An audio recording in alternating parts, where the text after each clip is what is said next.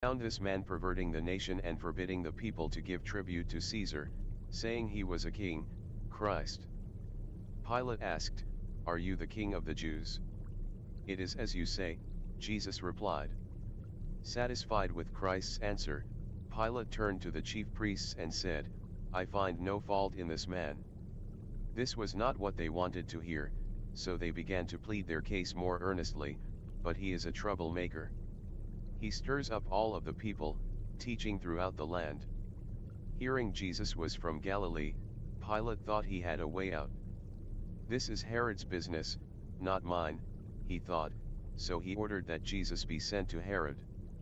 Having heard of his fame, Herod was pleased to see Jesus. At last, I might see him perform a miracle. Herod questioned him at length while the chief priests and scribes leveled their accusations. Yet Christ stood still and kept silent. Growing restless, Herod made sport of him.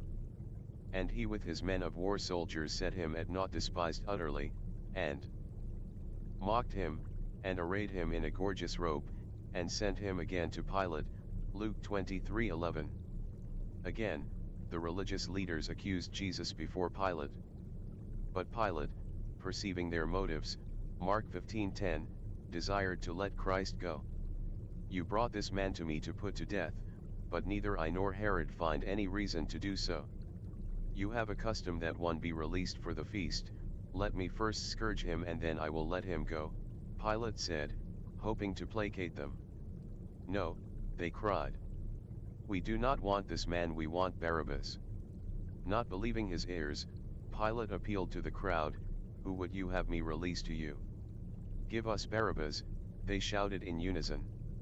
"Crucify Jesus." When Pilate asked, "Why, what evil has he done?" the crowd continued their frenzied cries of "Crucify him! Crucify him!" Luke 23:1-25. Symbolically washing his hands of the matter, Pilate released Barabbas, a robber and murderer, Matt 27:24. Beaten, bruised, swollen, weary and humiliated, the one who was innocent took the place of one deserving death. Marred more than any man. With Jesus' fate sealed, Pilate sent him to be scourged and crucified. One of the most excruciating and reprehensible forms of death that man has ever devised. While various forms of crucifixion were used, we will describe one possible method. To begin the horrible ordeal, Jesus is stripped of his clothing and his hands are bound to a post above his head. A Roman legionnaire steps forward with a flagellum, a short whip with jagged pieces of bone, glass, and metal tied into 9 strips of leather. This gruesome instrument of torture is commonly referred to as a cat o' nine tails. The heavy whip is brought down without mercy, over and over again, across Jesus' shoulders, back and legs. At first, the flagellum cuts through the skin only. But as the blows continue, they cut deeper into the flesh, causing blood to ooze from the capillaries and veins. Blood then begins to spurt from smaller arteries in the underlying muscles. The flagellum produces large, deep bruises, which are then ripped open by succeeding blows. In time, the skin of Jesus' back is hanging in long ribbons, like spaghetti.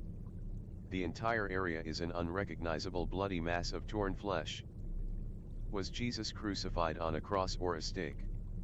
This world's professing Christianity has traditionally taught that Christ died on a cross. Since Christ himself warned against blindly following the